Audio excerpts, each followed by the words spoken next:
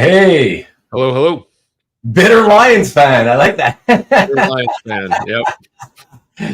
It's true. We never got a chance to actually talk about that. Yeah. Oh, that's. And then what else is there to say? You know what I would say. I know what you would say. Right.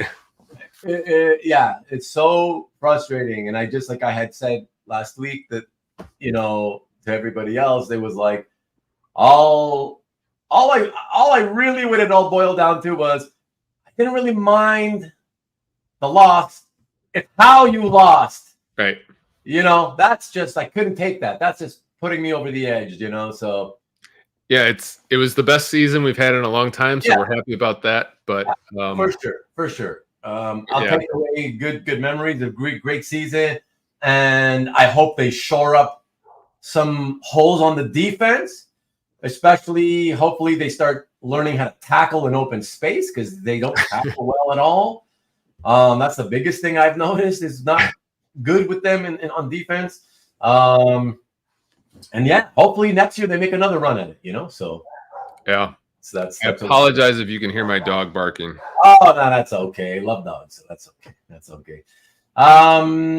Let me jump in and say hello to everybody here. Let's see who is here today, this afternoon. Number one Marvel fan. What is up, sir? Hey, Tom. What's up? And what do we got? He's already said hello to you. Nothing to me, of course. Everybody always fucks me and they just say hello to the guests. I love that. It's so appreciated. I feel so wanted. Rickster, what is up? Oh, Vivian, happy Super Bowl Sunday. Look at that. Look at that welcome. She's still the number one fan. Yep. Hey, Vivian. Hope you're well. Still your definite number one fan. That's awesome. What's up, Hyder? Hyder's going to be a guest along with Matt Kennedy in a couple of weeks. And everybody was asking for Matt Kennedy to come back. So we got him back a couple of weeks from now. So that'll be fun. Wow, Karen. What is up? Everybody, as always. Everyone, if you haven't noticed, and if you haven't, shame on you. Karen, and I know I sound like a broken record. Yes, did you have the time? She put out a new video. First time in a while. Did you by any chance have a chance to check it out? It's not art related, it's comic related, but it's a long one. It's an hour long, but it's like a documentary, mystery solving, fantastic piece of just work. Mind blowing, honestly. I don't even say that just because she's my friend. Did you get a chance to? I have not. I'm subscribed, but I have not gotten to it yet. I know it's out there, and I just haven't seen it yet. Okay, so I just promise, Karen, I'll get to it. Okay, I just want to put out there for everybody who's interested that it's about comics, specifically a pedigree comic book collection for which, these things always come with nice backstories, these pedigree collections. And this one had a nice backstory, but it also had some holes in it. And in typical comic book guy fashion, comic book people I've always found they love a good story and who cares if there's holes in it? Let's just go with the story. Let's not look too deep into it, because the story's great. But all it took was somebody being willing to take the time and effort to do a little research that's, through publicly available information, to start filling in the holes.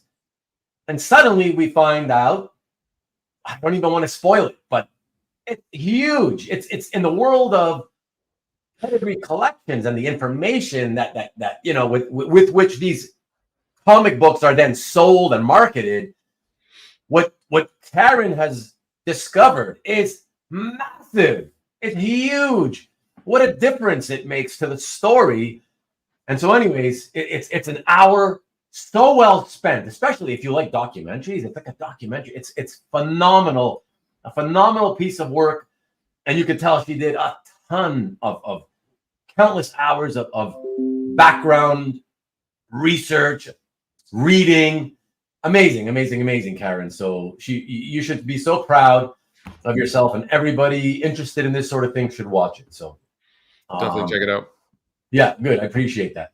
And actually, let me give you guys all a link for those of you who may not be subscribed to Karen's channel. I have a link here, so I might as well put it in the chat.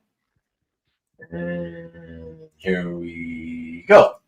So if you don't want to subscribe, that's fine, but there's a direct link. Maybe click on it and check it out later tonight after the Super Bowl or something, or bookmark it and check it out tomorrow, whatever the case may be. Really, really awesome. And here is also, just real quick, I might as well.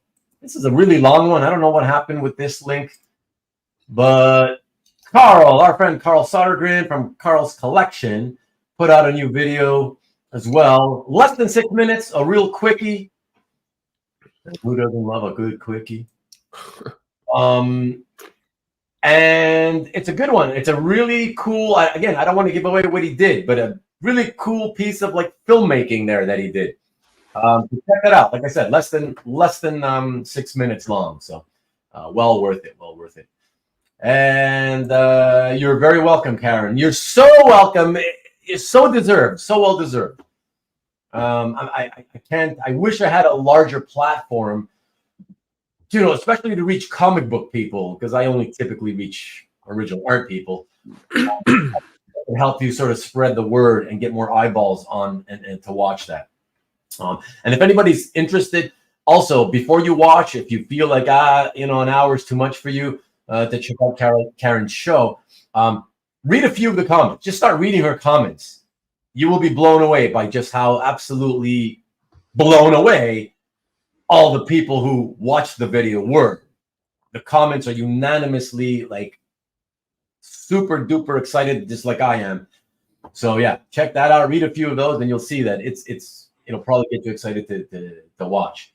And yes, watch until the end. Well, yeah, like I said, if you're gonna watch, it's not a video that you should be skipping through. You shouldn't be. It's not like it's not an auction. It's not a heritage auction review of the prices. It's not about buying and selling comics. It's a piece of historical information. You gotta watch it. You're gonna watch it. Watch the whole thing.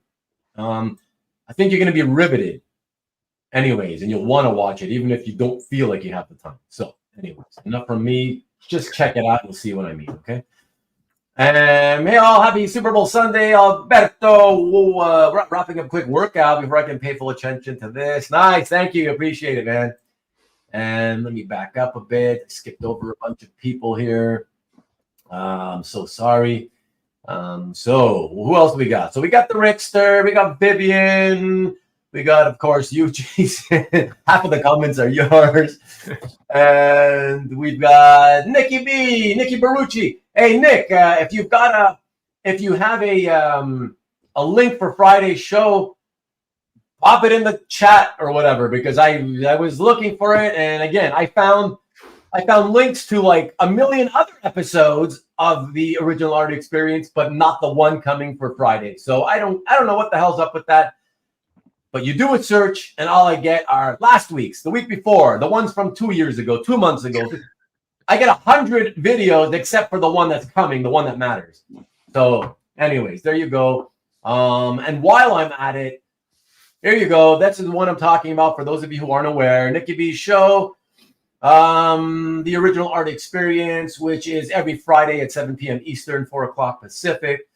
And here you go. This is the link to the actual channel. And from in there, you can just type in the original art experience or the EXP, and you will find it. Check that out. Yeah. And it's a sales show. So for those of you who don't know, art for sale, usually lower end, affordable type stuff with the occasional higher end stuff. And it's a combination sale and talk show as well. So always a lot of fun to be had there every Friday. So check that out. And let me see. I want to make sure I don't forget anybody. I want to be sure. Of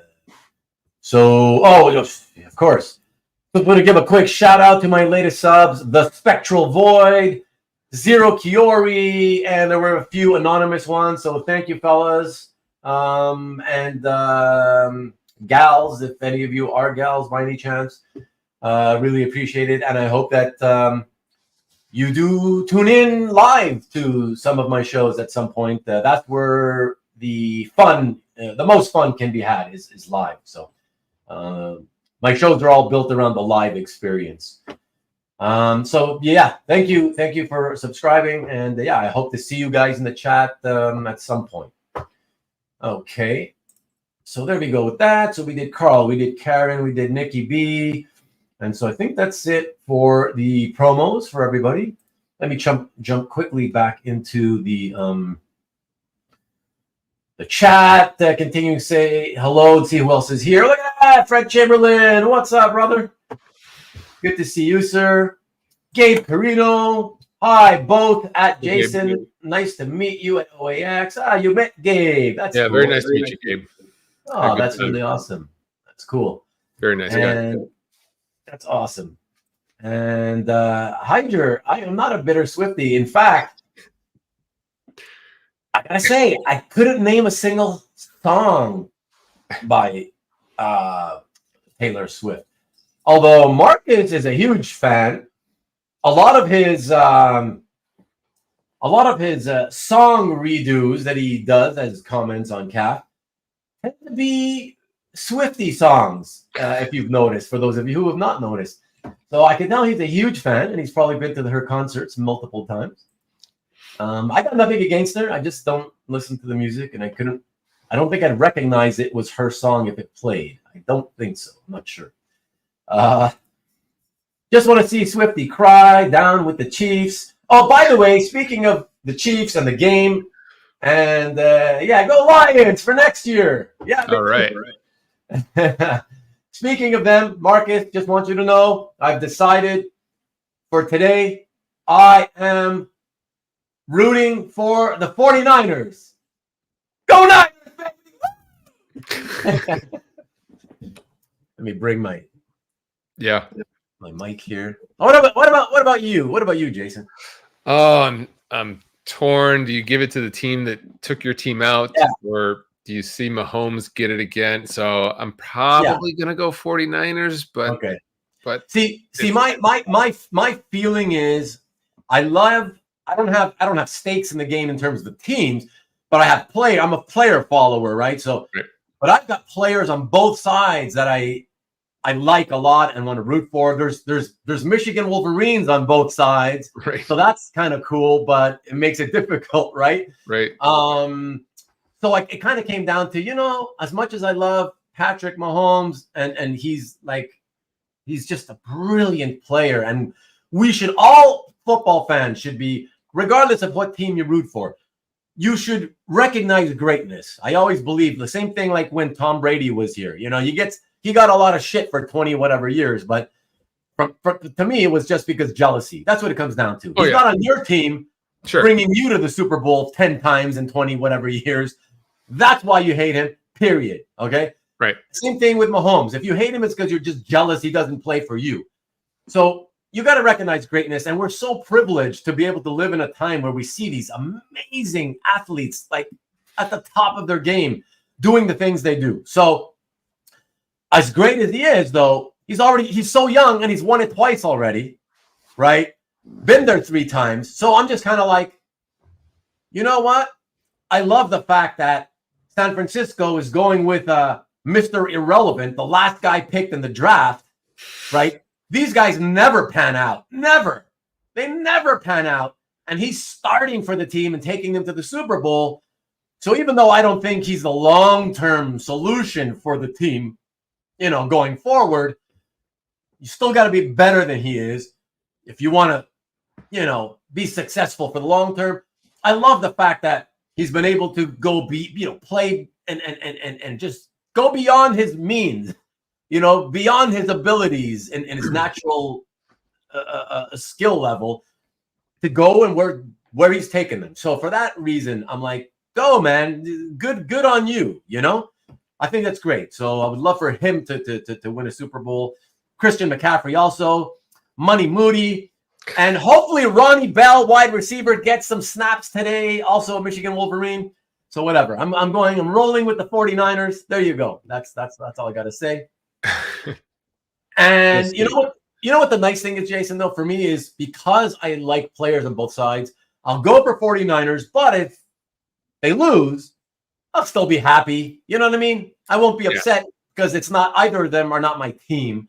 So I'll still be happy for all the guys on in KC, So right. I don't have a dog in the fight, so I'm rooting for the commercials. I hope the commercials are really good. Yeah. David, the Deadpool 3 trailer will be out, so hopefully the Deadpool 3 trailer is going to be good. Right. Yeah, exactly. What's up, David? Good to see you on your way to work. Lovely. Appreciate you being here. And hello, guest. I love that. Hey, friend. It goes without saying, how's it going today? Okay, my friend. Okay. Thank you. I appreciate it. And Ron Shepard's here. What is up, Ron? Lovely to see you. That's awesome. And thank you, Nikki B. Yeah, please, if you can hit the likes. Mind you, 16 sounds like it was pretty decent to start off, but that's because 11 were already there pre-show.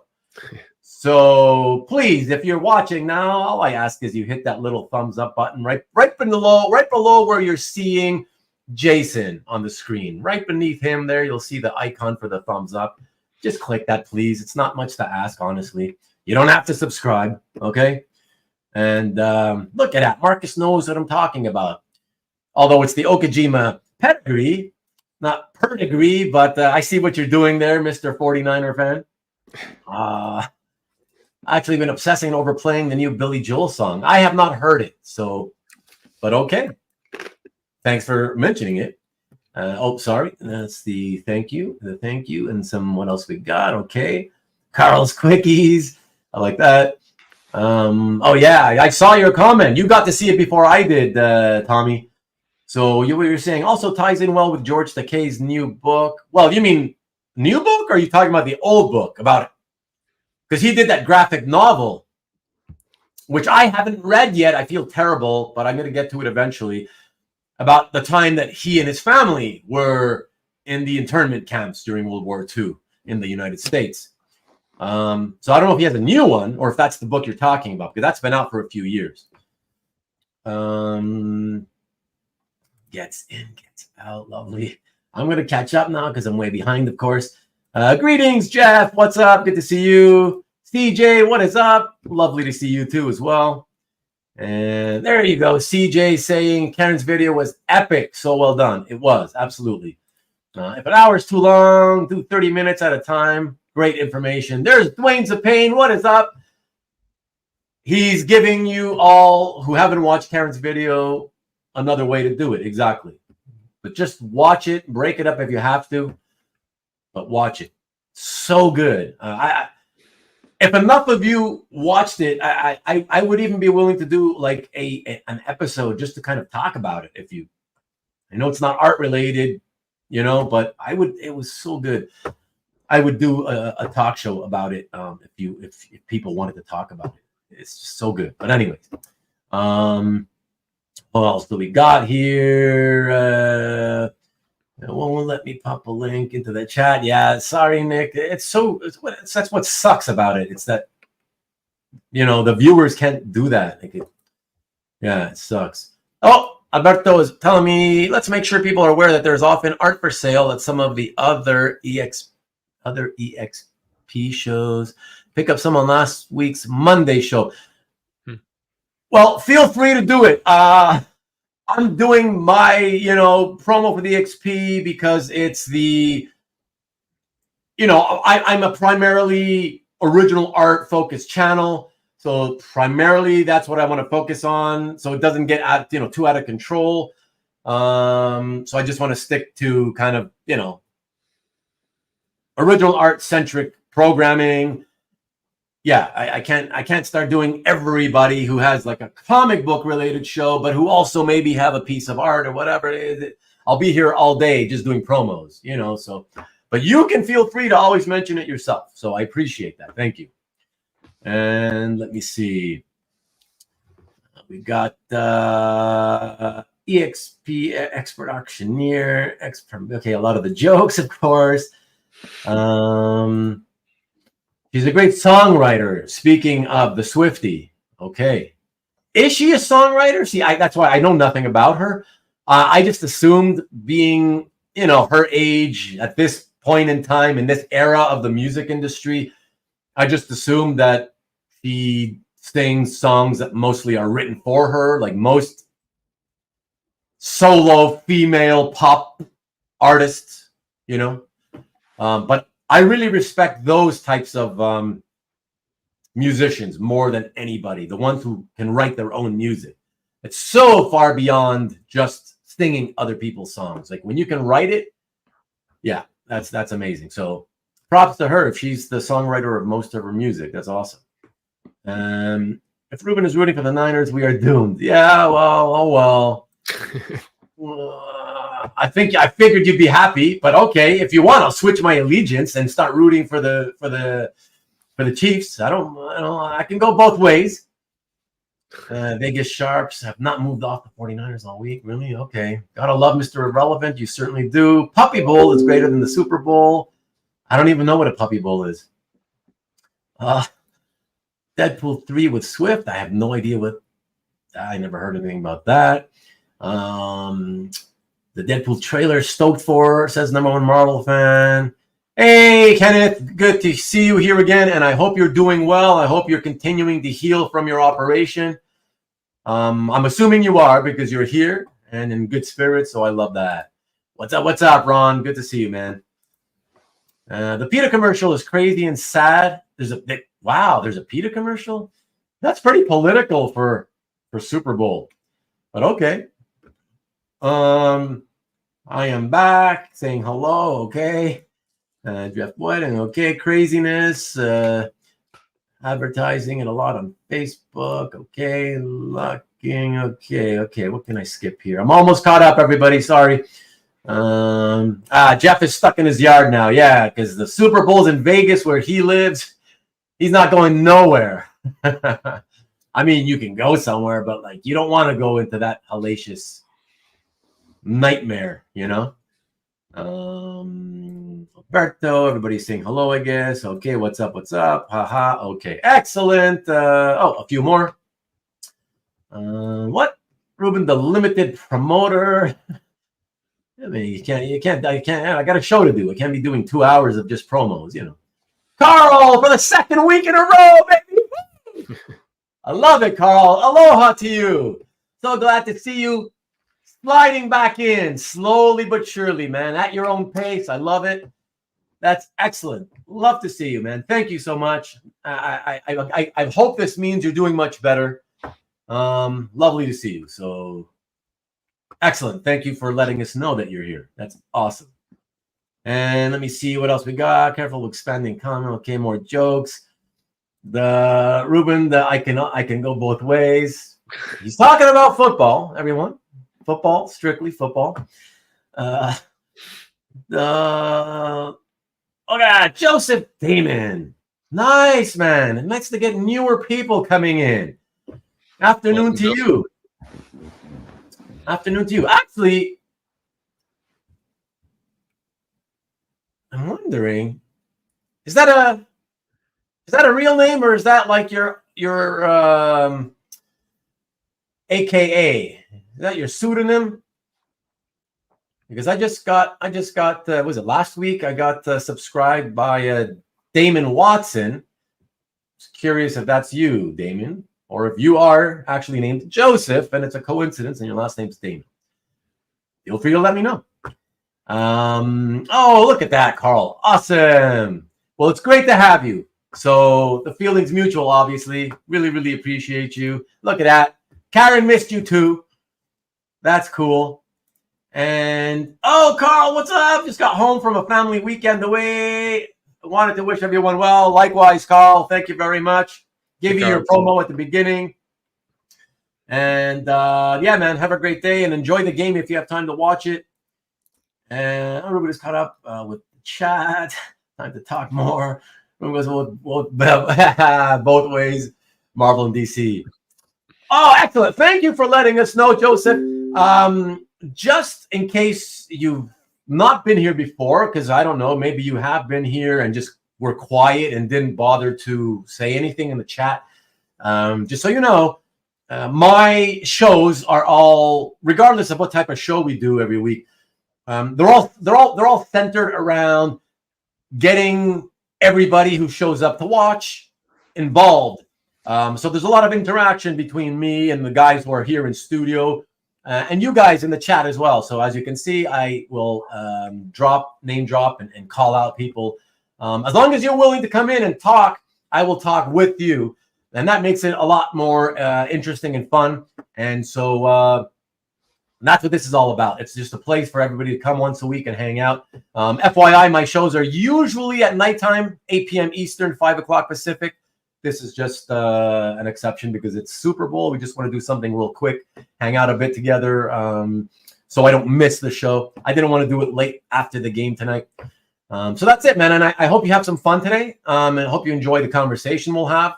Nothing really planned today, but I'm sure we'll talk about something fun. It always ends up being something interesting and fun. So love having you here. Thank you for dropping in and saying hello, man. I appreciate it. And what else we got? You're very welcome, Carl. Very, very welcome. Knights of Old is back. Hey, man. Lovely to see you back. Always appreciate seeing you here. And there we go. Thank you. Thank you. Heads or tails? Okay, everybody. So thanks again, all of you, for dropping in. And sorry, I have to post this because Carl, before he leaves, is saying, Karen, that video was amazing. I haven't left a comment yet because a simple good job didn't seem adequate. You see, that's how good it is. You need to kind of take your time, ingest what you viewed before you tell her what you think. That's what I had to do too. It took me a while to figure out what I needed to say. And then as usual, as you guys know by my CAF comments, or at least my CAF descriptions of my own art and stuff, I left kind of a story, you know? I wrote an essay essentially. But yeah, Carl, glad to hear that you liked it too. That's awesome. I am making no predictions if you're talking about the game. I don't like to prognosticate with the predictions. I just want to enjoy the game, and I hope it's a great game, and that's all I care about, you know? So that's it. So thank you from Karen. And, Karen's page is great Okajima collection vid. Wow, Carl, you've already watched it too. Wow, awesome. Awesome. Good. Everybody, go watch it. For those of you coming in late, I popped in the link at the beginning of the show. So, all right. So, everyone, we have, even though I mentioned, we have nothing pre-planned in terms of topics that we wanted to chat about today. Although just earlier before the show, just in talking with, Jason and I were talking, and he mentioned something as we were chatting, and I said, you know what, let's hold that and we'll bring it up on camera. Yeah, and we'll talk about it together with you guys. So that's one thing that we're going to bring up. And another thing I thought I wanted to, I personally didn't want to bring this up yet. I did want to bring it up, but not quite yet, because I like to have a lot more information on a topic before we talk about it. But because after last week's episode, Carlos Mo, who I affectionately refer to as Carlito, he left me a comment underneath the video after last week's show. And he said, his comment was something to the effect of, wow, 3 hours of a show and you didn't even mention the Cadence, the whole Cadence thing, scandal, And so I replied to him with another comment, basically saying, here, yeah, you see there, needs some remark from Cadence. Alberto says, I came here to find out what's up with Cadence. Well, I'm not an investigative journalist, so I don't have any info for you. But Carlos wanted he was wondering why we didn't, talk about it. The reason I didn't talk about it is, as I mentioned, typically I'd like to have a lot more information, factual information, before we talk about a topic. Specifically because I think any alleged scandal, who doesn't love a great scandal, right? Of course, it's fun to talk about. It's always interesting to talk about. I'd love to talk about it. But no information has come out about this alleged scandal so far, other than it apparently, allegedly, has to do with either delayed payments to the artists or non-payment. Okay, so that's all we know. As far as I can tell, none of the artists have spoken on the record publicly, and I assume that's because they are all wanting to keep their mouths shut in hopes that they can still get paid whatever they're owed and get their art back if they're still owed their art. You know, all that shit makes sense. So that's it. So that's why. So they haven't said anything. We have no information, even though there's been 2 or 3 bleeding cool articles that claim to be updates. There is no updated information other than, well, some more artists have left the stable, right? But that's Right. That's not information on the story, right? So a bunch of the artists left. Okay, everybody knows that. It's related to non-payment or delayed payment. Okay, fine. But we don't have any more information other than that. So Alberto was saying, I actually was looking forward to getting some Declan Shalvey Thundercats art, but now Cadence is gone. Yeah, whatever. Who cares? You'll still get Declan to sell it to you straight direct from him, if not from somebody else he hooks up with, you know? So don't worry about that. And Nick, you need to get Declan on your show to sell art. Yeah. So anyway, so I just wanted to bring it up because not only because Carlos brought it up, but Jason said to me, he said, you know, it might be worth bringing up anyways, if only to ask you guys, all of you who are here watching right now and listening, have any of you guys been, are any of you currently waiting for art that you may have purchased? You know, are you in the middle of a transaction with Cadence right now? And if so, can you tell us anything about the transaction in terms of, you know, has anybody, you know, has communication sort of suddenly died or anything really? Yeah, so I figured we'd ask about that, but other than that, there won't be really anything to talk about until more, you know, until more news comes out. If more news comes out eventually, and it's, you know, if it's about anything more, if it's juicier than just, oh, simple non-payment, I would do an entire episode dedicated to chatting about it. Knights of Old, it is a website that's an art representation website called Cadence Comic Art. So if you just type in Cadence Comic Art in Google, you'll find the website. And I checked it out yesterday, and it looks like they've removed like the art, all the artist names that have left are gone. There's not much art left on there, whatever. But yeah, go check it out. Yeah, their list of artists is probably dropped by half, if not more. Okay, so we got a little bit of info here. So Rick is saying that he's waiting on 2 pieces from Danny. That's the Greek woman who draws very Frank Miller-esque, 90s Frank Miller-esque Sin City stylized type work. It's really good, really interesting stuff. Okay, and Andrew has been communicative and tells me that Danny will make good on all commissions and purchases. Rick, just for the record, can you tell us who Andrew is? Because I have no idea who these people are behind this thing. I don't deal with them, so I know that there's a guy named Paolo, and that's all I know. And so I'm sorry, very, very sorry, Jason. Can you repeat what you just said? I didn't hear you. I was so busy. Well, I was just saying the last time when I went on Cadence's website, their list of artists has probably dropped by at least half, if not more. Oh yeah, more than that. Yeah. Yeah, what I noticed, you know. Sorry, everybody. I'm just finishing off my coffee that has gone cold. Yeah, so I guess nobody listening at the moment other than Rick is involved and currently involved in a transaction with Cadence Comic Art. Okay, I remember the name. Thank you, Rick. I remember the name, but like I said, I don't know who that is. I just heard that, oh, some guy involved with them was trying his best to try to secure the art for the artists or whatever. Right, but like I don't know if he, is he a part owner? Is he just some guy who handled the packing and the shipping?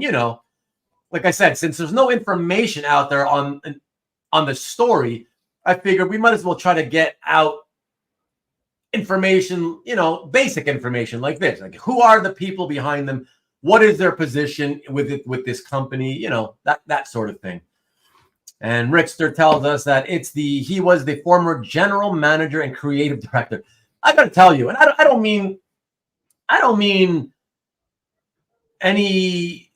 this in any disparaging way, but it just seems so weird to me to hear that. Like, you're a comic book artist representation person. Like, is your business really that huge that, all you do is you sell art on behalf of artists, you pack and you ship the art, and you take the money? Are these things that huge that people need to have titles such as general manager and creative director of buying and selling art on behalf of an artist or a bunch of artists? I don't know. It's kind of weird. And again, I don't mean it to be disparaging. It just, I don't know. It's just kind of weird to see that.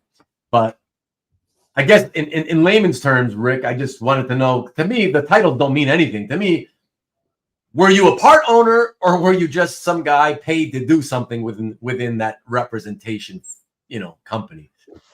But that's fine. Whatever. Thank you. I do appreciate giving the official titles, Rubén, when you've represented other artists as well as Mike Perkins, you're just selling their art, right? You're not trying to get them a gig with Marvel or a gig with DC or anything like that.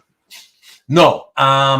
There was a time in the 90s where that was still a thing, right? Mm-hmm. Where you were, but that's where you would be their agent.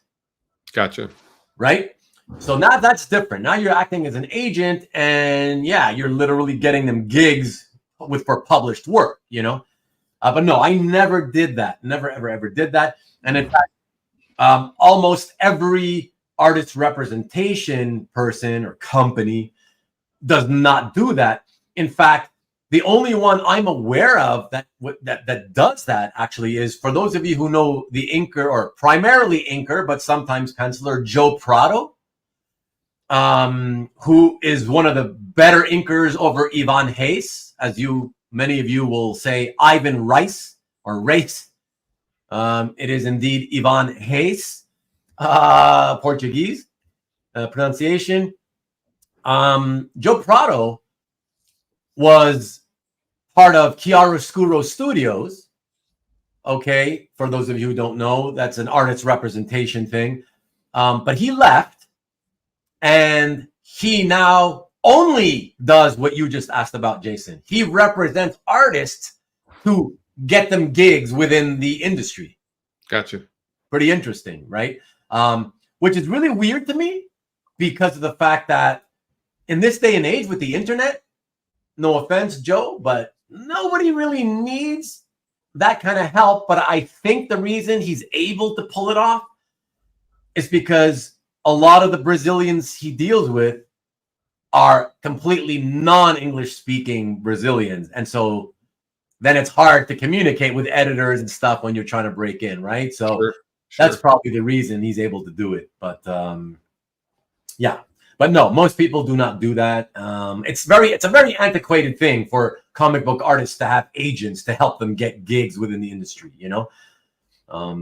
So it's very exceptional on Joe Prado's part for sure, Let me see. All about the motherfucking Benjamins. People suck. Whoa, that's pretty harsh, CJ. Here's the ship disturber, of course. Alberto Ruben, the disparager. I am definitely not. Jeff says, my last purchase inquiry from a week before the news broke remains unanswered. Okay, and given the circumstances, Jeff, that makes sense.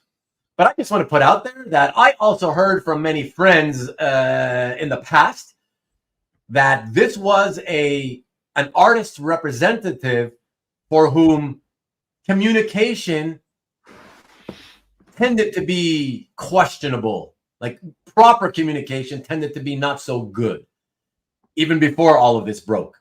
So just putting that out there, in case anyone out there listening has had that type of experience as well. And Alberto says, my problem with Chiaroscuro Studios is that most of their art seems to be monoprints, and they flood my CAF want list alerts with all those monoprints. What are you gonna do, man? Who got connections? Who got connections? Joe or these guys from Cadence? Sorry. Insular Business, helping Marcus Way get gigs. Carl says, Ruben, how does one represent an artist? I mean, do you need to be a lawyer? No, absolutely not. Honestly, you just for most people, it happens the same exact way. You typically start off as somebody who is a fan, and you're buying art from the artists, right? You start buying and you're dealing directly with the artist. And then you realize, like, hey, this guy could probably use some help. And you're like, hey, would you need help? Like, if you want, I think I could help you sell your art. I'll put it on the website or whatever and help you get more sales. It'd be easier for you rather than, just you dealing it all your own and trying to meet your deadlines at the same time, Working artists really do need representatives to handle the art selling part of the business. Because if you're a working artist who does monthly work, yeah, you don't got time to be dealing with constant emails back and forth from the fans and then packing, shipping, and all that junk, So you definitely don't need to be a lawyer. And I'll tell you also, Carl, because you asked about the lawyer thing, it's interesting because historically speaking, artist representatives, you look, this business / hobby has always been very sort of the everyman's hobby and business, right? Very layman type, where everything's done in friendship, out of handshakes, if you will. I have never had contracts. Now, I could pay a lawyer to do contracts, but I always felt like, you know what? This is not that kind of a business. For me, it's done on a handshake. Not even a handshake, even. It's like a verbal handshake through the internet, And it's like, to me, it's like, look, this is how we're going to do it. This is how we're going to run things. Do you agree? Yes. Excellent. So let's do it that way. We don't have to sign anything. If you ever have any reason why you want to leave and don't want to work with me anymore, you just let me know. We'll part ways as friends, and that's it. It's done. We don't have to let no friggin' lawyers involved. Nobody has to worry about contracts, right? If you pissed me off or you do something wrong, I don't want to have to get involved with a lawyer and try to enforce my contract with you, right? I don't want to work with somebody who I'm pissed off with and is giving me problems. You know what I mean? Right. And it works both ways. The artist, if the art rep does something bad, right? You don't want to put yourself in a position where you're still stuck, not being able to sell art elsewhere just because this guy who's screwing you holds your art, right? And has a contract to hold over your head to say that you can't sell art anywhere else until we fix our situation, So I'm shocked, especially artists who typically, on the whole, are not good business people, right? Artistic people typically are bad business people. I'm shocked when I heard that this Cadence thing, that they had contracts. I was blown away that they worked on a contract basis. I was blown away. I couldn't believe it. I was like, what? All these artists signed actual legal binding contracts? Like, wow. So, yeah. So you don't got to be a lawyer, no. And I suggest people do not ever sign contracts just to get art representation done, but whatever. Jeff, waiting a week or more, standard procedure for Cadence regardless, right? With the communication. Yeah, so that's kind of a way to say the communication sucks. Nobody should ever have to wait. A customer should never ever have to wait a week for a reply to an inquiry about available art availability. That's ridiculous. Jeff is better off not getting an answer. Yeah, right now especially. Upfront comms were always quick, but back end comms and delivery have been long term. Yeah, there's no excuse for that either. So there you go. Prado has connections. Okay, thank you. Editors only trust certain people. Yeah, no, that's why I'm saying it's more of a, he's an exception to the rule. So it fits, it works for him. So that's fine. But most other people, they don't, other artists don't need agents to get them work. It is interesting, isn't it, Carl? Yes, I know. Okay. So that's it. Let us move on from the whole Cadence thing. Since, like I said, nobody else, there's no, we don't have enough information, as I said, to really sort of dig into the nitty gritty on it anyway. So there's no point in going any further with this. Jason, I know that when we were talking earlier, as Marcus says, Rubén, ever deal with Lisa B for Alex Ross art? You may never get an answer. He's saying this because that was Alex's first art representative back in the 90s. And she pissed me off because, yeah, she was horrendously bad at representing Alex Ross. Whatever. I'm definitely never going to get an answer from that. For those $250 Alex Ross Marvels pages that I just had trouble buying. That was a lot of money. That was a lot of money, man. $250 when most black and white art was like pen and ink. I could get tons of artists' work for $75 to $100 each. Wow. $250 for Alex Ross? What? That's a lot, man. Like, it's worth it, but it's still a lot of money, and especially when I'm dealing with somebody who can't be bothered to answer my emails. Yeah, no, I think I'll pass, Yeah. But anyhow, as I was saying, Jason had something that, we chatted about a little bit earlier before we went live. And I think it's an interesting thing that he brought up, which is why I thought, yeah, it's a good thing that we can talk about together. So, Jason, why not put it out there yourself as my awesome in-studio co-host and let everybody know what's on your mind? Yeah, so like we were talking, when you start out in the hobby, I think a bunch of us buy some art that, we like it. We're still figuring out what we're doing in the hobby, but it may not be the art that we want to keep forever. So I've got some art that I'm starting to think about, should I part ways with so that I can put that money towards other pieces that maybe I would be more focused on. And so my question was, to folks who start out selling, what's their recommendation of how to sell that? How do you establish a price? Do you go by heritage sales?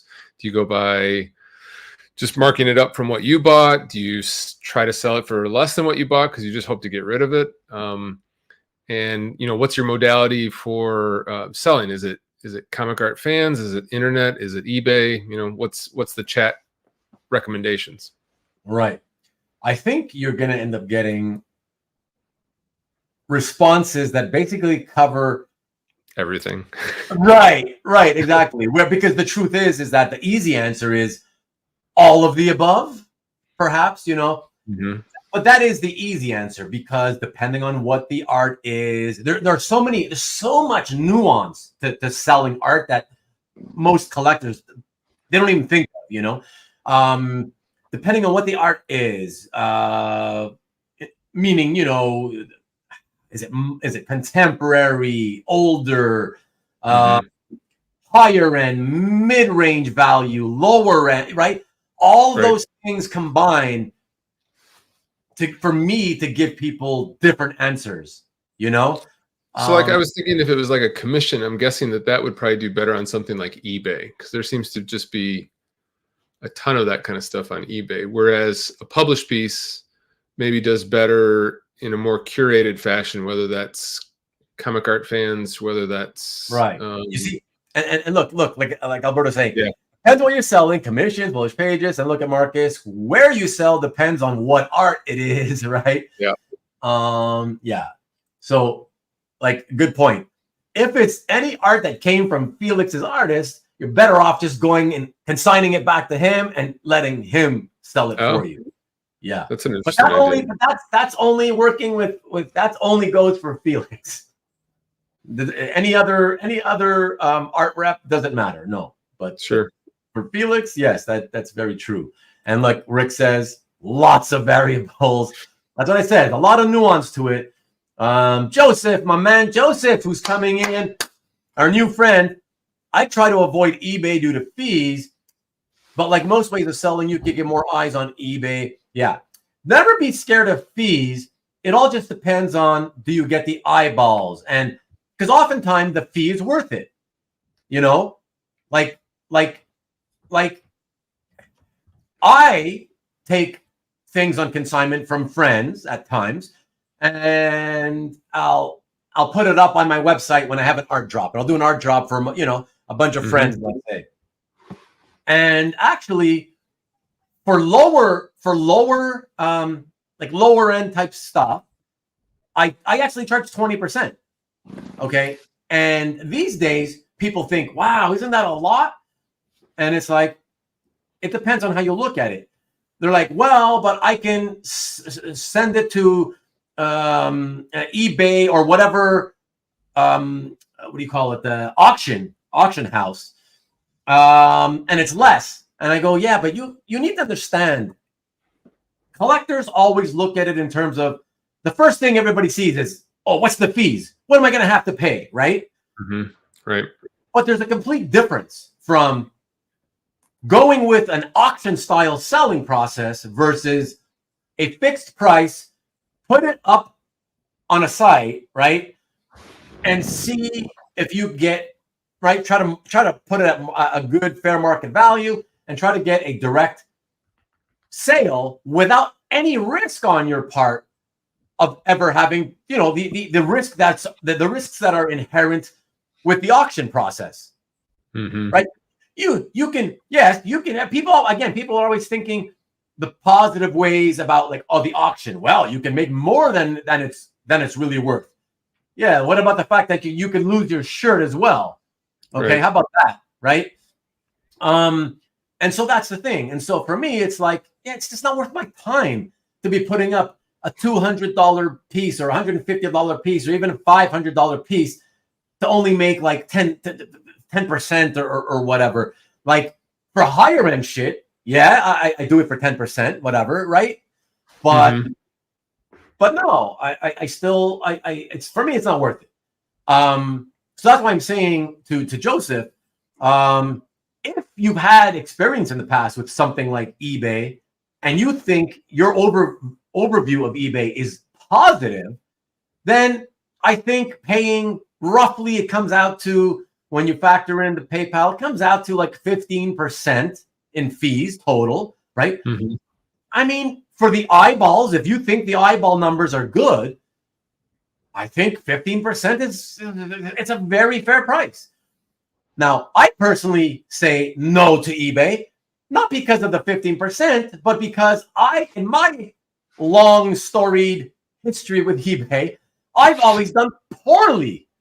I've always done poorly with eBay. So when you always do poorly with a particular method of selling and you're getting charged the 15% in order to get burned, right, suddenly 15% feels high. Yeah. But in general, I don't think it's high, but it's high when I keep getting burned on the actual ending price. When the ending price for me never seems to hit fair market value, right, then it's like a slap in the face. Like, oh, geez. So I lost my shirt on the actual price, plus I got to pay out the friggin' fees. So now it seems expensive, but it's not. If you get fair value, then a 15% fee is not. It's fair. It's fair. You know, the reason a lot of people think that 15%, 20%, it seems expensive these days, it's because they're used to thinking about it in terms of, oh, but Comic Link only takes 10%, right? First of all, they only took 10%, as everybody knows. Well, maybe you don't know, because they knew it was the only way they could ever compete, stand a chance to compete, getting people to consign things with them. Okay. When you're going up against the 1,000-pound gorilla, which is Heritage, right? In that space, the auction space for our little hobby. Yeah, it's the only way they had a chance to compete. So they had to go with the whole 10% for sellers only. You know, that's why. But again, while it sounds great on the surface of it, okay, I can tell you, they sucked me in, just like they suck in, right? That whole 10% seller's fee thing, it sucks in a lot of people.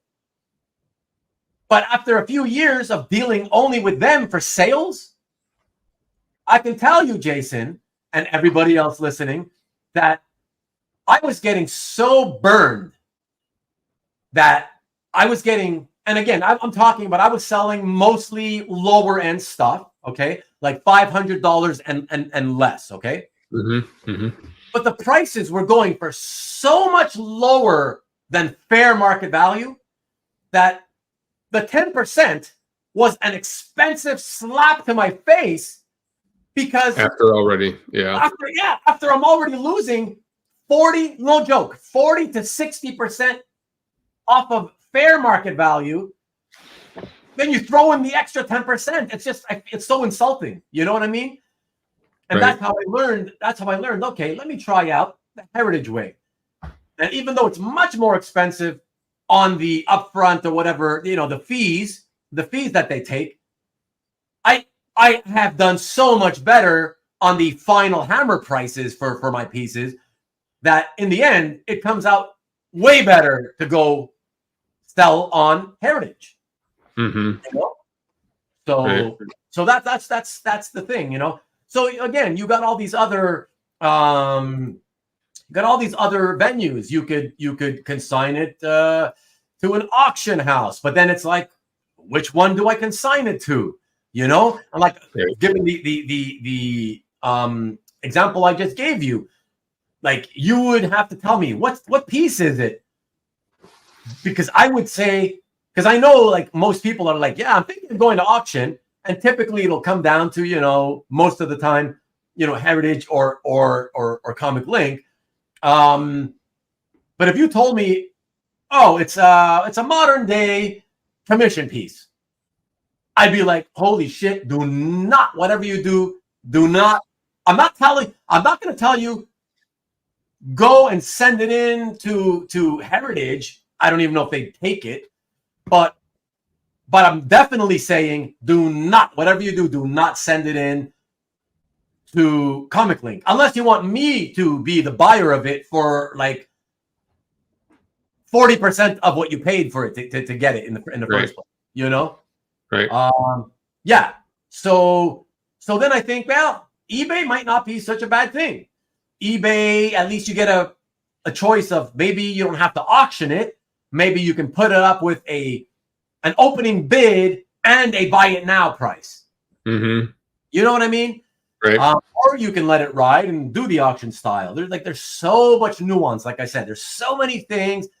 Even one piece at a time. You take, what piece is it?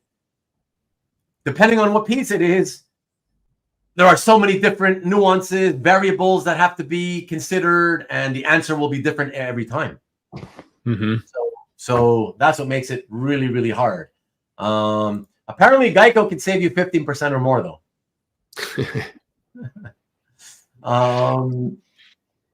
Let's see. Let me see. There was a couple of things I hit. Wow, I missed a bunch. There we go. Okay, so I was at Joseph's comment, right? Because he was saying trying to avoid eBay. Commissions and sketches, I'd probably say selling them on Comic Art Live. Yeah, using your CAF gallery. Nothing wrong with trying to use your CAF gallery, because at least there's no risk. There's no downside risk where you have to let it go at whatever it sells for, like an auction. There's no auction process. Right. Right. So put a price on it for what you think is fair. Boom.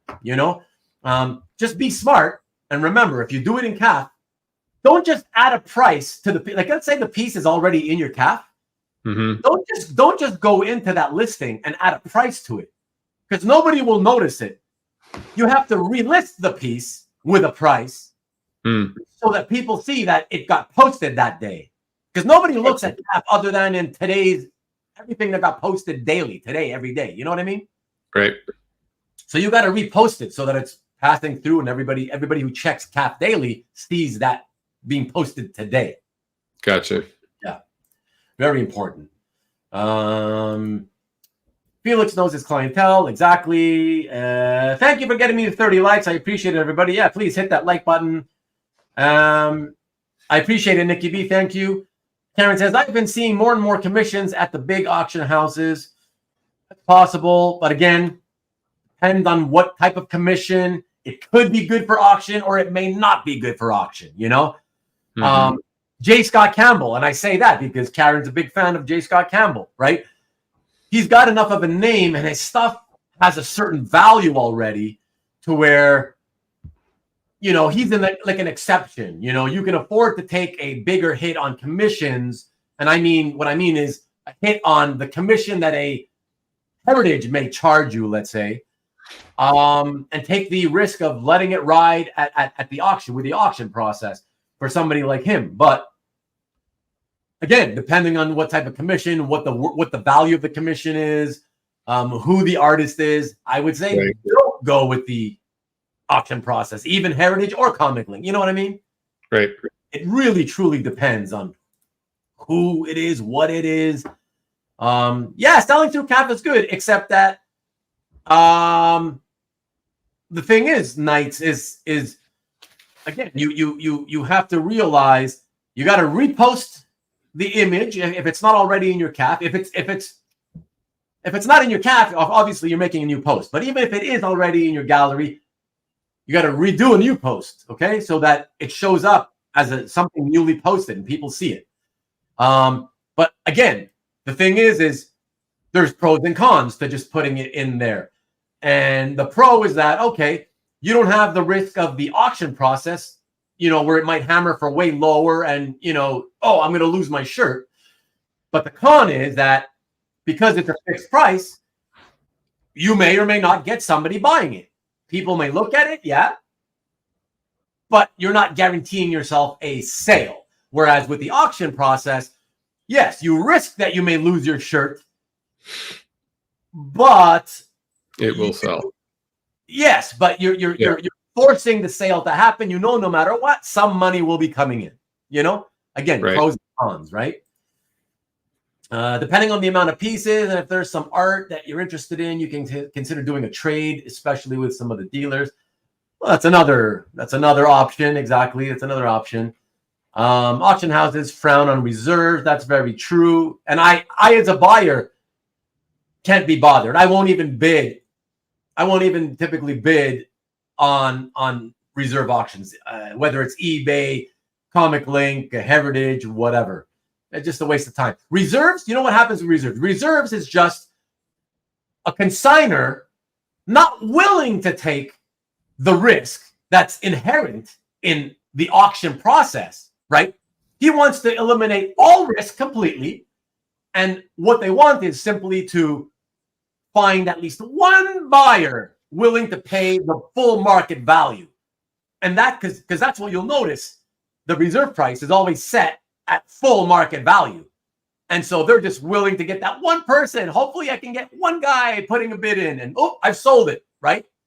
So those are just collectors who don't want to take the risk. They want the eyeballs. They want the eyeballs that they get from the auction houses, but without taking the auction risk that are inherent in selling at auction. So those guys fucking piss me off. And I will not, on principle, I wouldn't bid on that shit. No way. So going back to Alberto's, I think it was Alberto's comment about dealing with a dealer. So let's say you have a piece, and as best as you can tell from fair market, let's say it's $1,000 piece, and there's a piece that a dealer has that's $1,000 piece. The dealer is not going to give you dollar for dollar on that, right? Because there's a chance that he can't flip it for the same price. So what's roughly? Yeah. So again, it depends on what the material is. How good is the material you're trying to get from the dealer? How good is your material? See, that's why it's always very, very key that when you're trying to trade, okay, you always, one of the unwritten rules is you should try to trade, if you want it to go smoothly, okay, you should be trying to trade like for like is what we call it. Yep.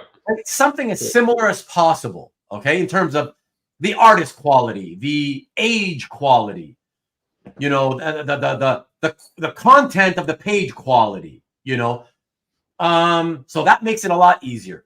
Then I would say, of course, you're trying to deal with a dealer and you're trying to get one piece. Most of the time, a collector deals with a dealer.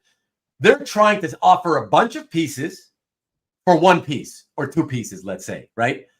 So you're trying to give away quantity to get that 1 or 2 pieces you really like.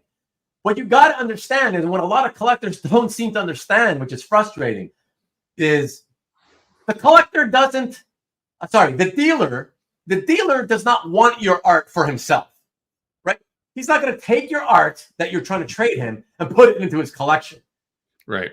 It's just more inventory for him to handle and sell and try to sell. Right. Okay. So you have to understand, as a general rule, you got to be willing to give more value to the dealer than what you're getting in return. Mm-hmm. Because what you're doing is, let's say you're looking at a $1,000 cover, for instance, okay? Mm-hmm. A $1,000 cover from the dealer. Okay. First of all, keep in mind that that $1,000 cover is already on his site. The work's been done. He doesn't have any more work to do. He just has to let it sit there until one day it'll sell, right? But you are going to try to give him 4 pieces, let's say 3, 4, 5 pieces that are worth less each individually. You got to understand, first of all, that he then has to take that art, scan it, post it up, do the description, right? Right. And then wait for, more than likely, multiple different buyers to come along, find those pieces, and buy them. Right? So it's going to take a lot longer for him to recoup, right? To basically take in the money he had for the $1,000 cover he was asking for, right?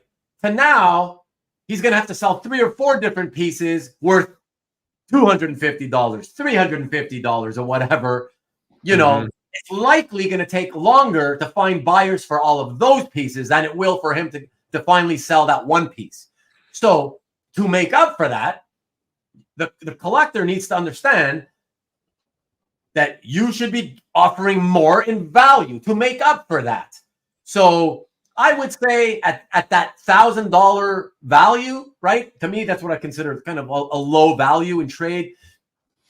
He's got $1,000. You should at least be offering easily something that you could fairly say would retail for $1,200, $1,300, $1,400. Gotcha. You know, if it's a $3,000 cover, then yeah, I would say try to offer something closer to $4,000 worth of value. Again, people are greedy. Understandably, you're going to want to give up as little as you have to, right? So, but that's what happens. A lot of collectors try to, at least in my experience, when people have tried to offer me stuff in trade, they try to offer equal value for equal value. Why would I do that? How the hell do you see that makes any sense for me? It makes sense for you. Mm-hmm. You see something I have you like, and if you don't have to put out any new money, and I say yes, you give up the art that you're offering me, you're happy, right? Right. Yeah. But why would I be happy? What do I get out of it? I got more work to do now, right? And it's going to take longer probably for me to sell a bunch of smaller valued pieces, right? And that's just to get the same amount of value that I was asking for the piece that I'm now sending you. Right. So that's the whole point. So it all depends on the value, but again, different variables involved. If what you're trying to get from them is not as good as what you're giving up, like if you know that what you're giving up, you're trying to impress them just to get the deal done, you're giving them some cool, I don't know, Silver Age page worth $5,000. And what you're trying to get is some modern day $4,000 piece. Mm-hmm. Like the likelihood is that they're probably going to go for it immediately. You should not try to give away a good Marvel Silver Age page for some modern contemporary type artwork. If you do, then you can be sure that you should only be offering it if the value is pretty much the same. You know what I mean? Yeah. Mm-hmm. You don't want to be giving up more value because you're all just with the quality of what you're giving up. There's way more demand for a Silver Age page, typically within our hobby, than there is for a contemporary piece. Mm-hmm. So a lot of nuance, let me catch up the comments. There's a bunch. Karen had a great question. So how do you avoid scams, especially in terms of payment when selling art? Very easy, Karen. As the seller, you're in control. The ball is in your court. Always remember that. As the seller, you don't have to do anything until you receive payment. Okay? So one way you can mitigate the risk of scammers is you can say, I only want to take checks. Okay? A personal check. You take a personal check, just be absolutely certain that the check has cleared in your account before you pack and ship the artwork. Okay, that's number one. You can also say, I will take PayPal payment. Goods and services, you can get screwed on that though. And then, you get the deal. You have to deal. You'll get protected by PayPal, but you have to go through the whole process of their payment protection or whatever, the buyer protection, seller protection. So you can instead say, I'll take PayPal payments, but only if it's friends and family, right? And that's it. That's your guaranteed. But once you get that payment, the payment's yours. There's no way that they can claw that money back if they try to, screw you and pretend that you didn't send them the artwork or whatever. So that's another way of doing it. So it's very easy. Like I said, just make sure you have the money in your account before you pack and ship the artwork. Period. As long as you do that, you're not going to get screwed. All right. So that goes for all of you. I only tell the people I have references for. Yeah, no, I could never do that. Although I never sell. That's true too.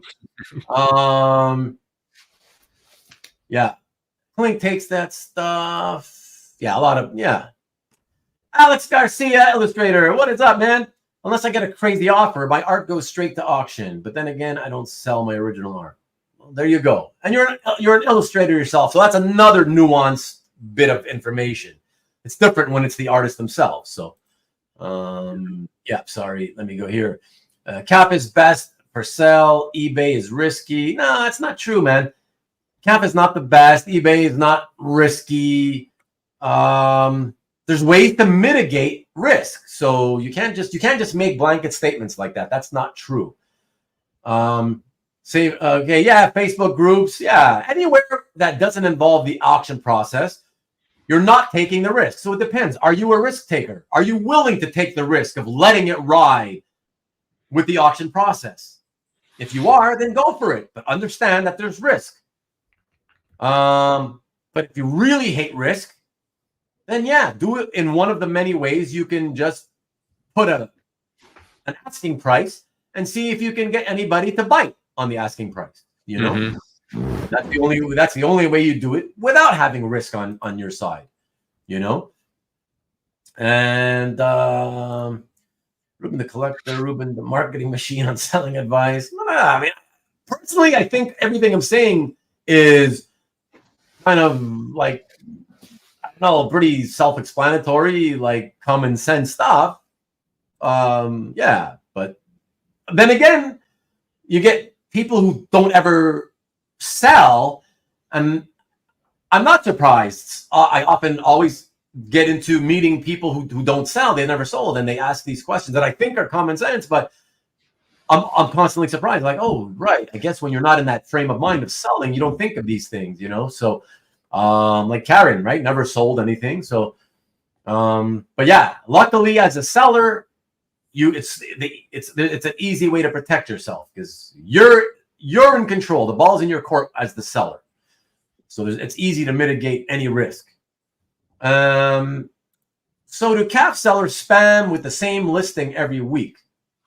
I don't know. Do they? I don't think so. Do they? I mean, I think we'd get pissed off at that and they'd put a stop to it, I would think, So I would say no, Knights,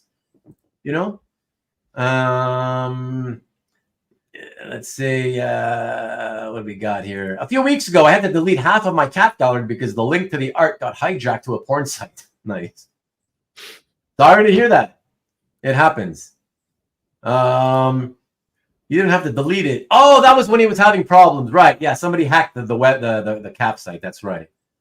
Karen says, "Oh my God." Yes, selling to a dealer is a losing proposition. That's why I would only consider a trade. That's not even. See, this is why it's so frustrating. We could be here all day talking about this. It's not. It's not altogether true. It's not wrong. Okay, it's not all wrong, but it's not also altogether true. I can tell you, especially back. Like I'm speaking for myself now. Especially, this goes more for back in the day when I was dealing full time. Okay, and I don't mean representing like artists. I mean buying and selling of my own accord. Okay, when I was doing that full time, there was most of the time people wouldn't just sell me art because they just assumed, oh, I'm going to give them a crappy price. But on the occasion that I did buy art, I typically paid for full market value. Okay, here's the thing. As you guys, well, hopefully you mostly all know, full market value is typically a range. It's not a specific price, right? There's typically a range. And so what I would do is if I really wanted something and they wanted to offer it to me, I would offer the low end of the full market value. And I wouldn't ever put it out for sale immediately. At the high end, I would simply sit on it for a long time until eventually it accrued more value, and then I'd put it out. That's what I would do. Mm-hmm. But I just want to put it out there just to be safe. I can't speak for any other seller. I don't know what other people have done, but I just want to put it out there that it's not always true. If I want the piece enough because it looks cool, sometimes I would take pieces and I would buy them and I'd pay full price because I just thought it would make my next art sale look good, or a future art drop. It would look better with that piece of art in it. And so that's why I would sometimes buy art and I'd pay fair market value just because I knew it would look good. So it's not always true. But yes, Alberto, I agree that most of the long-time dealers, yes, they're you're not going to get a great price. But I just want to make sure that it's not all, you guys know that it's not always like that. Has to be a dead end piece the guy will never get rid of otherwise. Right. That's what we were talking about earlier, exactly 10 minutes ago, in terms of trading with a dealer. Mm-hmm. Yeah. Ice melts faster in smaller pieces. Sometimes, Rick, sometimes. Must be DC art that already reached its ceiling. Nice. So trade dealer stuff that will sell fast for something equal in value that sat there for years. Yeah. See, again, another nuanced version, right? If what you're taking is something that you can tell them, hey, that's you've had this for a long time, right? Even if it's one piece and you're offering multiple cheaper pieces, if what you're offering is kind of like new, it's never been out there for sale on the market, then you have a better chance of doing that deal of multiple pieces just for one piece, because at that point they're often willing to just rotate their inventory, right? Get rid of some old shit and bring in something new. So Ruben's calling you out. You better believe it. I call out the bullshit when I see it, or the sort of non 100% truths. My God, it's hot in here. Can't believe it's winter and I'm boiling. Okay, I'm starting to sweat now. So you can trade pieces to the Donnellys, especially pinups, and they will give you good value because they can flip it as unused covers. Oh my God, I guess I didn't get into that. Sit on it, Potsy.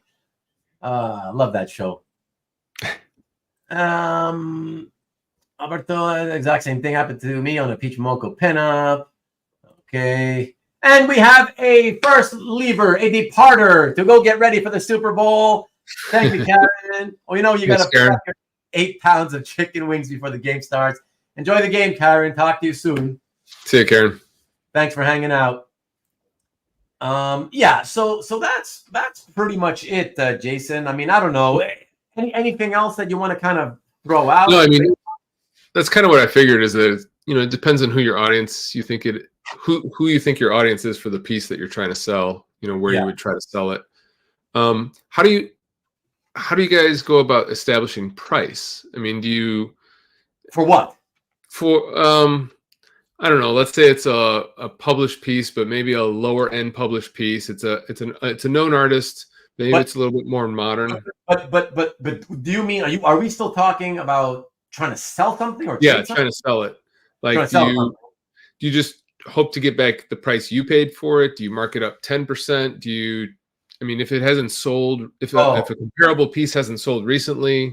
But you're talking about a piece you kind of you want to get rid of to fund other purchases because you're like done with this piece, right? You've got your enjoyment out of it and it's not stinging to you anymore, right? Right. Again, and I hate to do this to you, but again, it depends on what the piece is because, for example, here's a good example, okay?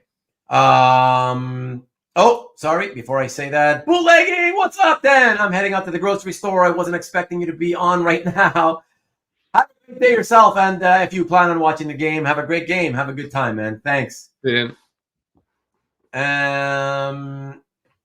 So what I wanted to say was, so a great example would be, let's say it was a commission, right? Let's say it was a commission. Okay. Again, I always generalize. So not everybody knows, but everybody should know. I'm putting it out there for all of you who don't know. But while I'm a big proponent of telling everybody, collect whatever the hell you want to collect. You should always buy whatever you want to buy, whatever you're going to enjoy. Just be aware that if you collect commissions, if you care about the future value, right, and getting money back out of your collection in the future, you need to understand that commissions, for the most part, don't act as good quasi investments. Right. They don't hold value well. They certainly don't increase in value well at all. Sure. And so let's use that as an example. Let's say the piece you want to get rid of was a commission, right? I would say, honestly, if you're trying to figure out what price do I ask for this piece, okay, as a general rule, because I don't like to lose money, okay, whenever possible, obviously. I don't think any of us. Karen Pages is out. She's so. You love that Ryan Seacrest thing that we brought up a month ago. Oh my God, you've fallen in love with it. Oh, another guy leaving. Carl, got to go to the girlfriend's house for the game. No worries. Thank you so much. Carl. Thanks for hanging out, Carl. Love to see you. And I hope you continue to come in and get back to becoming a regular again. Awesome. And yes, go 49ers. Oh, my God. Mahalo, my friend. Mahalo. And yeah, I would say always, even though if I know it shouldn't be worth the money, if I had a commission, let's say, okay, and the commission cost me $500, okay, I probably in my head am thinking, all right, the commission is let's say a pinup of a single character with a background or whatever. I am banking on some other fan of that character finding this, seeing this, and also liking it enough that they want to now own it. But it's not published. There's nothing that they can go back to and say, oh, yeah, I remember seeing that in that comic or whatever. It's just a pinup, unpublished, whatever. It's like it has to grab you in that moment. Otherwise, it's probably not going to sell to somebody else, Right. It was a commission done for some other collector. So there's no reason why you should expect that you could get more money for it. Sure. Since it's a commission, and people might think, well, unless I really, truly, absolutely adore this piece, I can just go to that artist and get my own commission of that character. Yeah, right. Right?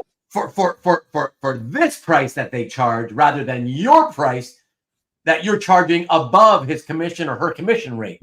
Yeah, good point. Right?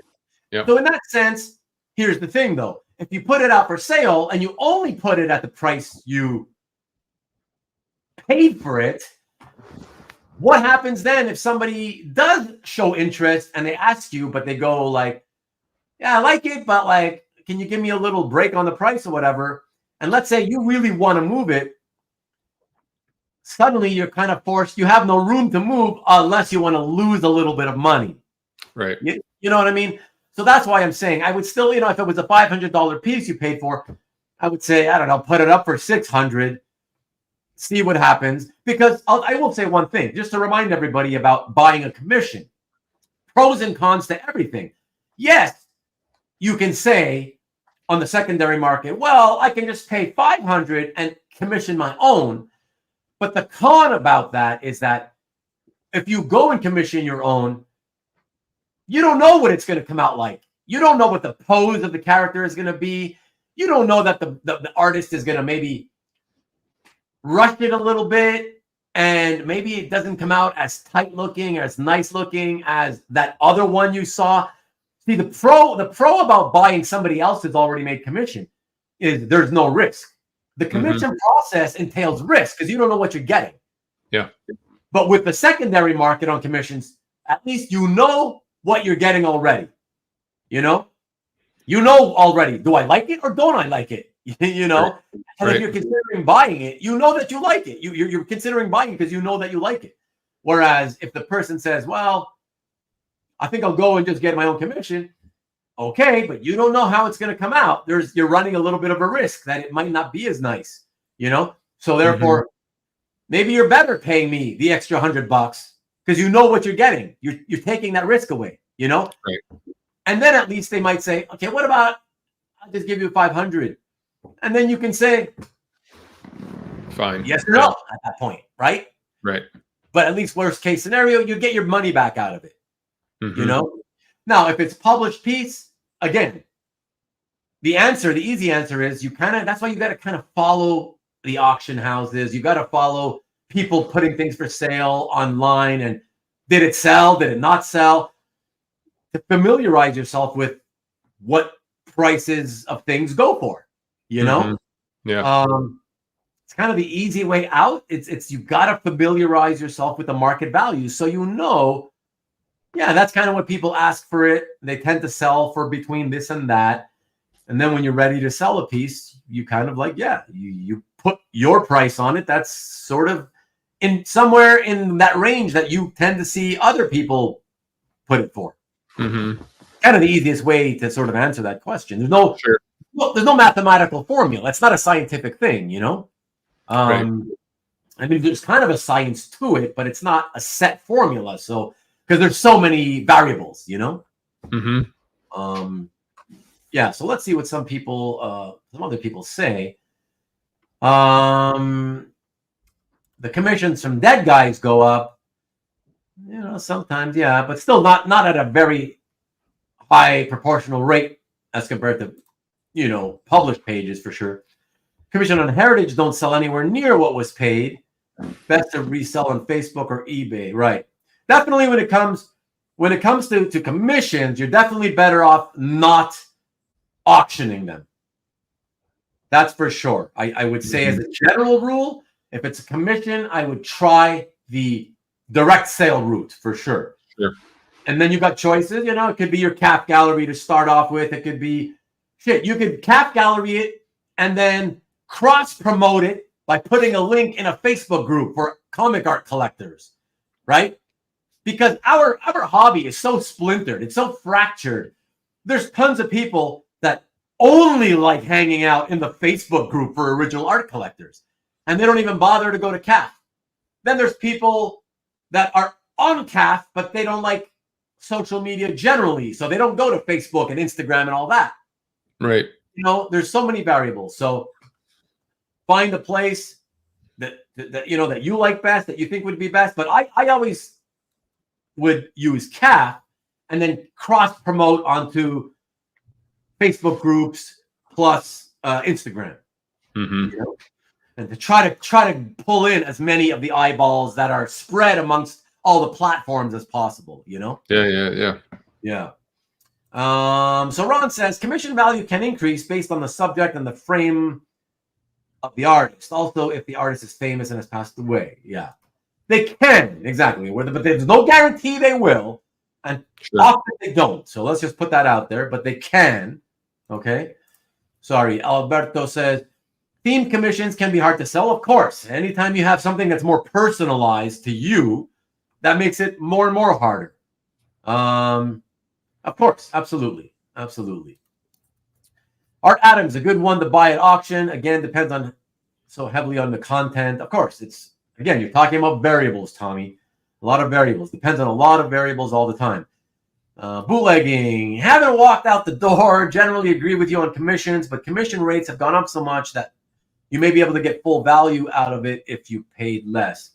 Maybe if the commission prices have gone up, yes, right? It's possible. But again, they're tricky. They're tricky always, no matter what. Nothing's ever really easy with commissions for sure, you know. Commissions that are personalized to dong have gone up exponentially. That's always been the case, Marcus. Always, for sure. Very rare and highly sought after. If the commission says to Jason, I won't touch it. That's why I get all my commissions to Rick. Yeah, that's right. Just in case. Just in case, exactly. Just in case. Please make that to Rick. Yeah, exactly. Commission from artists with long wait times all depends. I would never pay. Yeah, again. Now you're getting into more of the exception examples, right? For sure. I think Ruben's point is that ultimately it depends based on the artist, the theme, right? But that is the truth. Absolutely, there's so many variables. There's no easy answer, right? So you want to make sure. That you do research. Exactly, the CAF auction and dealer market data can be invaluable. Yeah. Know your stuff, Jason. That's what I'm saying. I know a lot of collectors don't have time, or even many of them have time, but they're just too lazy to do it. You know, that's okay. But then don't complain when you didn't know what you were doing and you lost your shirt on a piece of art. That's all I'm saying. Right. You know, right. Ultimately, the money and the piece is yours. The eventual money you get from it is going to be yours. So the more knowledge you're armed with about values, the better off you're going to be in the end. The less you know, the more you're going to get burned, you know? So, yeah. Good evening. I would like to say today, good afternoon, because even here on the East Coast, it's only like 5:30, 5:32. So that means less than a half an hour left to go for us to close out the show, everybody. And then we're going to go and we'll have 30 minutes to go and get ready for our Super Bowl watching, those of us who watch it. So that'll be cool. Glad to see you come in, John. Not much time left for you, unfortunately. Number one Marvel fan, you wouldn't be paid starting at 20K. Okay. Claim. See, there you go. It feels good to do it. Look at that. Hyder is talking about something we will be chatting about 2 weeks from now, everybody. Everybody's going to want to tune into that. That's going to be a fun one. That's the episode we'll be doing with Hyder and Matt Kennedy. Hyder seems to have a lot to want to say. He wants to get a lot off his chest. So that'll be good. It'll really be good. Yeah, that's going to be a lot of fun. It's one of those episodes where, you know, like you and I have done, Jason, where we get into the nitty gritty of a lot of things that people like to know about. Mm-hmm. So yeah, it's going to be another one of those, except this time for a change, it's not with you. No, that's good. That's good. Yeah, you'll be able to watch and carefully listen from the chat, you know? Right. Will be interesting to see Mannix at auction. Yeah, anytime you get an artist who has become popular, right, and people are really getting into, but there's no established aftermarket for it because everybody's been only getting it from the artist. Yeah, it's always interesting to see what happens when there is an aftermarket that begins to be built for them, you know? Mm-hmm. We get to see whether it's worth more or less or the same as what you're paying from the artist, you know? And then price versus value. That's the Dino special. Ask him for his slides. I'm just trying to justify my habit. Hey, no, you don't have to give excuses for it. It's cool. It's going to be fun, man. It's going to be fun. Manic's still working. Exactly. Carlito, we talked about you earlier. Just so you know, Carlos, we mentioned you because I told everybody that you left a comment on the last week's episode, wondering why we spoke for 3 hours and never mentioned the Cadence Comic Art, the alleged scandal. So just so you know, we did bring it up today on this episode. You can rewind later close to the beginning, the first, 20, 30 minutes. But like I said in my response to you in the comment section, we didn't stick on it for long because there wasn't much to talk about. There are not a lot of facts out on the story, so there's not much to say. So there you go. Lovely to see you here. The show will be ending in like 25 minutes, so there's not much for you to hang out and watch, but take a seat and enjoy for a while, my friend. There's always Thomas Kincaid. Please, I would rather not. No offense. I have no interest in even talking about that. If you put Mannix in auction, you risk commission rates going up. Well, if somebody wants to get rid of their Mannix piece at auction, I don't think that person really cares about what his commission rates are going to be anymore, you know? So that doesn't really matter for that person wanting to get rid of it. And I'd be really interested. I think it's really fascinating to watch how an aftermarket develops, you know? Mm-hmm. I think personally, Mannix, because there's people that are really getting into his stuff right now and he's kind of riding a nice wave, my guess is that I would think that the aftermarket prices would be, I'm not going to guess how much, but I would guess that they would not be losing money. I would think they'd be going at least for what they cost. Unless it was, again, the exceptional type, which is kind of specialized towards the collector or whatever, Mm-hmm. But I would think they'd hold value currently, Are we up to 32 likes? Thank you. I appreciate that, everyone. Thank you, everybody. If you haven't done so already and you're here watching, if you just come in, like Carlito, hit the thumbs up button, please. I'd appreciate it. Thank you. Thank you, Nick. Really, really appreciate that. 33 likes. Awesome. Because we got a smaller crowd today on a different time, pre-Super Bowl, so I understand that. Pretty decent crowd, though, anyways, given that it's Super Bowl day today. So thank you, everyone. The artists of light. Oh, God. Yeah, so I would say that. But yeah, even if, like I said, Jason, even if it was not commissioned, even if it's published art, mm-hmm. there's no better way for me to put it. I wish there was a simple, easy answer to say, but there isn't. It's just a fact. It just... Yeah. You kind of have to do, at the very least, a little bit of quick research. Like, let's say let's say you need the money kind of quick. So you need to put it up for sale soon, right? So you don't have time to do tons and like hours and hours of research to get a fair market value. At the very least, what I would say, okay, let's say it's, I don't know, X-Men, Mark Silvestri, 1990s or whatever. Just, I don't know. Mm-hmm. I know you like X-Men, so whatever. Sure. At the very least, first thing I would say to do, go into the archives of Heritage. Yep. Okay, go to the Heritage archives and just type in X-Men Silvestri. Post them in order of most recent, right? Mm-hmm.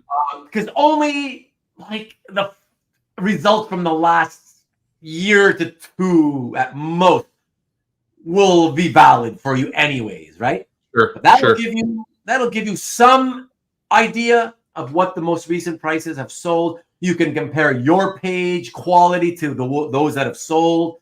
Mm-hmm. Based on that, come up with a price. If yours is better, make it even a little bit higher than the ones you saw sell, Yeah. If yours is obviously nowhere near as good, kind of put it somewhere in between. You know what I mean? It's just right. Common sense has to play a factor at some point. You got to use a little bit of your own sort of knowledge, Mm-hmm. Yeah.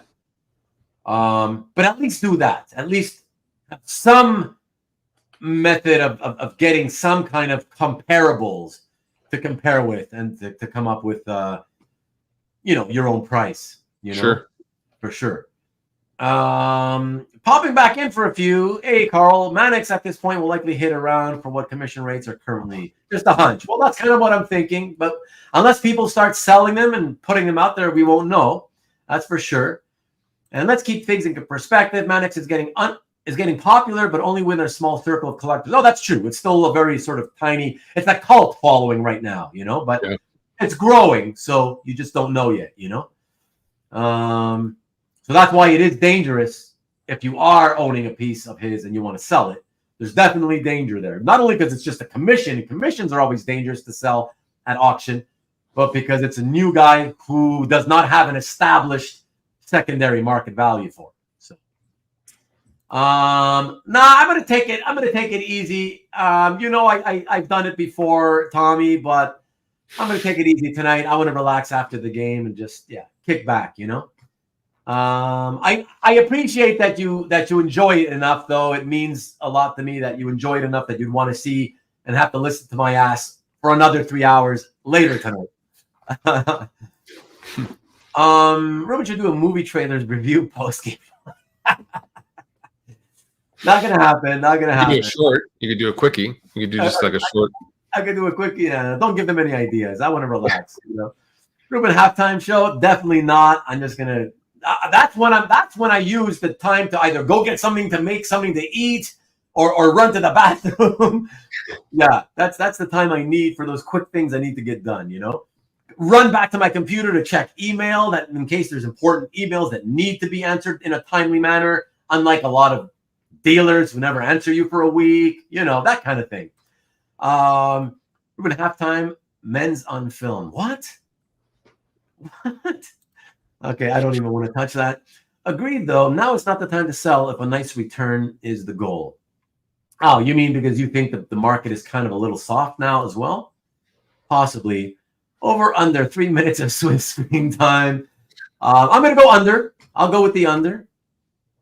Not that I could care less. I don't know why this has become a thing now. What's up, Mike? Most of the pregame show, I'll have to catch the rewind during the game, Mr. Non-Sports fan. No worries, man. I appreciate that you're going to actually take time to watch some of our show. That's awesome. You know what, Marcus? I never saw that. It never aired here when it was live back in the days where the weigh-ins was on and Jim Carrey. Oh, really?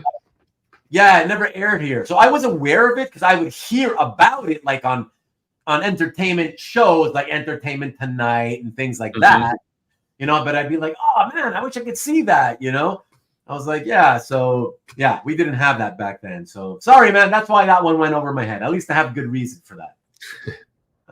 All right, fine, folks. Or you didn't even say fine, folks. Just folks. Calling it a night to watch the rest of the pregame show and get food ready. Sounds good, Alberto. Thanks for hanging out. I appreciate it, man. Have a good week. Hopefully catch you next week. I don't know what's happening next week, guys.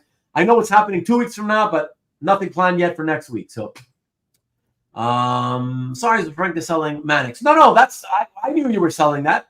I mean, referring to that. I knew. Hey, thank you, man. I appreciate it. Thank you.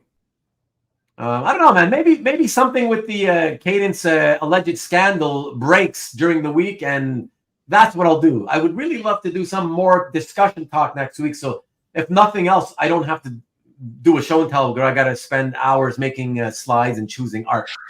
But we'll see. Over under 0 or 1. What? Cadence guys spotted during the game. Are you insinuating he ran off with the artist's money so he could buy Super Bowl tickets? Is that what you're insinuating? Oh my God, you're bad, man. You're bad. That is so funny. Go Niners. There we go. Wow. Oh my God. Even my wife doesn't have to go to sleep and she's leaving. Bye. Have a good game, guys. Bye, Jason. Good night, Vivian. Look at her. Come back again. Look at that. He loves you, man. Oh my God. Oh my God. That's awesome. Definitely number one fan. I got to get her a custom t-shirt, Right. Honey, you're going to make his wife jealous. What? What? Oh, but you're going to make his wife jealous, though.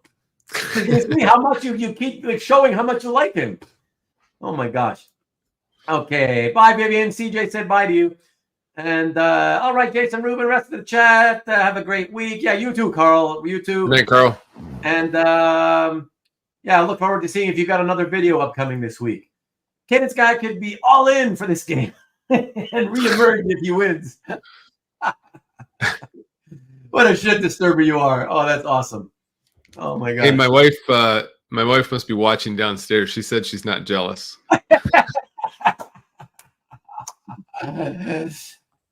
Honey, Jason must be. Jason's wife must be watching. She's obviously watching the show because she just texted Jason to tell him I'm not jealous. We're okay. She loves you. She loves her. I mean. Oh, sure. There you go. We're good. That is so funny. Okay, thank you. I appreciate that. Okay, so are you leaving too, Rick? Enjoy the game. See you next time. Because if you're all leaving, we can close it up now. I was just gonna say, if there's anything else to chat for the last 15 minutes, we can do it. Otherwise, we can go. Show us the art on the table. What are you talking? Are you talking about me or? Oh, I think it means behind you, over your right. Nah, no, that's on my website. That's Are you on my? I don't even know if you're. I don't even know, Marcus. Are you even on my mailing list? Because that's the stuff that that's the stuff that I put up for Mike from Detective Comics 1080 and Night Terrors Detective Comics, and that I did an art drop, a small art drop on Monday, I think it was, or Tuesday or something. Mm-hmm. That was that stuff. So there's no point for me to show that. Ruben has a stash. I thought you were wrapping up. Oh, I mean, soon. Sign me up. It's easier if you do it. It's a pain in the ass for me. You got to go to my website, scroll just to the bottom of the homepage, probably any page, but certainly if you go just to the homepage, scroll to the bottom, and just right there. It's easier if you just put yourself in it. Yeah, much easier for you. I'm here for the long haul. Awesome, Rick. That's awesome. You're one of the best, man. The long time, most faithful. One of the faithful. Love it. It's cool stuff. Oh, thanks. And you know, Hydra, I would have figured you would have appreciated those Night Terrors pages because it's kind of up your alley with the theme of that horror kind of weird, crazy shit. Yeah. And the fact that he penciled it, kind of emulating the style of the penciler who did the rest of the book, right? Because he was filling in for him for a deadline reason. So he tried to emulate his style to keep it consistent and left it all in pencils, which he never does, which is so that kind of made it really cool looking. What food Rube will be having during the game? I don't typically, because I'm trying to watch my weight and exercise and all that. I won't be chowing down during the game. I'm just going to have my typical, supper at supper time. And I already had a protein-heavy bowl of beans and protein-heavy healthy shit. I'm honestly probably just going to eat hummus spread on some pita bread. So not very exciting. Boring. For anybody, honestly. But that's probably about it, I would say. Yeah. I didn't even have snacks. I'd be willing to have like a tasty snack. I'm not that tight. As long as I keep my weight down to where I want it to be. I'm not like hardcore and I never cheat. So I would be willing, but unfortunately, it didn't even occur to me to go out and buy some nice tasty snack for myself for the game. So yeah, nothing exciting to tell you, Marcus. I'm so sorry. Perkins is just amazing. Oh, I appreciate that. Not that I'm the amazing one, but I love Mike, and he's such a nice, wonderful human being. So I appreciate that. Yeah. You know what I was thinking of doing? I just don't know if I'll be able to do it. I wasn't just thinking about it. I was wanting to plan it. I wanted to do a show just to kind of talk to Mike about his upcoming project, the Batman First Night project that he's working on. That first issue from DC Black Label, which will be coming out on March 5th. So I was kind of thinking, how cool it might be if we did that. Like March 5th is a Tuesday. So how cool if 2 days before that on Sunday night, if I could do a show with him. But then I realized, I can't do a night show because he's in the UK. That's the middle of the night for him. Right. And I thought maybe an afternoon show. I thought maybe I'll do an afternoon show. But then I would feel guilty that I would feel like the need to still do 2 shows that week and still do a night show as well. And that's like, that's a lot of work. yeah, so I don't know. And I don't know if he has time to do it. Did you do a early Sunday discussion and art drop or sale show like you did with him the previous time for his Swamp Thing? No, so it's different this time. This time, from what I can gather, and you never know about these things, right? You never know, but you just have to go by what you're seeing online. Mm-hmm. From what I can tell, smells good. #1 Marvel fan, I'm sure. Yeah, thanks, Rick. Yeah. Oh, I can't wait till you see the art from this upcoming project. Yeah, I know. I'd like to. Maybe not. And maybe not, it doesn't have to be, pre-release of the first issue, so we'll see, just to have him and talk to us about it. Yeah, do an afternoon show. Yeah, I love afternoon shows. It's just that then I feel guilty because, nighttime, 8 o'clock Eastern is my standard time. So then I'd feel guilty and I'd have to fill up that time. And then it's a lot more work. I got 2 shows I got to figure out, so have Nick stand in for Perkins. We'll be here all night then in that case. I'm just kidding, Nick. No, I'm really not. But sorry, I lost track. Sorry, what did you just say? Well, I just said, could you do like you did with the Swamp Thing? Could you do a interview with an art show? An art show, but that you're talking about the interview that was with it was a sales show, correct? Yeah, it was you guys talked for like the first 30 minutes or whatever. Right. And then you sold his Swamp Thing art. Right.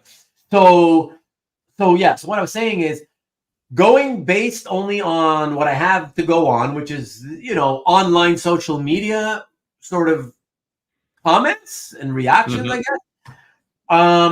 I feel like the interest in the original art for the first issue of this Batman project is going to be way stronger than anything he's ever done before.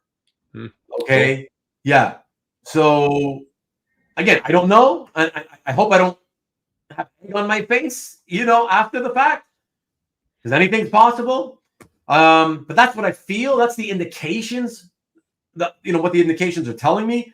Mm-hmm. And because of that, I just felt it wasn't right to do it in a claim style manner.